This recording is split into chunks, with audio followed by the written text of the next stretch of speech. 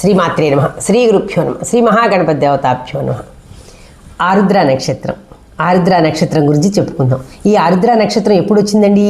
7/12/2025 ఆదివారం నాడు వచ్చింది. ఈ ఆరుద్ర నక్షత్రం ఎవరిది? శివుడిది. శివుడి నక్షత్రం. అందుకని అందులో ఈ మార్గశీర్ష మాసంలో ఆరుద్ర నక్షత్రం కలిసి రావటం అనేది చాలా విశేషం.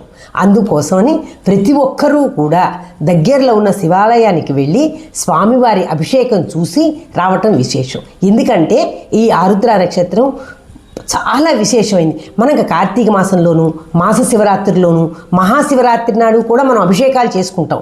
కానీ దానికన్నా కూడా ఆ అభిషేకాల కన్నా కూడా ఇంకా పవిత్రమైనది ఈ ఆరుద్ర నక్షత్రం మార్గశీర్ష మాసంలో రావటం అనేది ఇంకా చాలా విశేషం. శ్రవణ నక్షత్రము సోమవారం కలిసి వస్తే కార్తీక మాసంలో 1,000,000 సోమవారాల వ్రతం అని మనం చెప్పుకున్నాం కదండి. అట్లాగే ఈ మార్గశీర్ష మాసంలో ఆరుద్ర నక్షత్రంలో శివుడికి అభిషేకం చేసుకుంటే 1,000,000 శనివారాల వ్రతం చేసినంత ఫలితం మనకు వస్తుంది. కనుక అందరూ కూడా చేసు.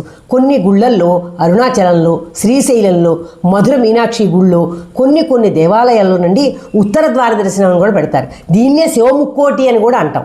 మనకి పుష్యమాసంలో విష్ణాలయాల్లో ముక్కోటి ఏకాదశి అని అనుకుంటాం, చూసారండి. అట్లాగే ఈ ఆరుద్ర నక్షత్రంతో కలిసి వచ్చిందాన్ని శివముక్కోటి అంటాం.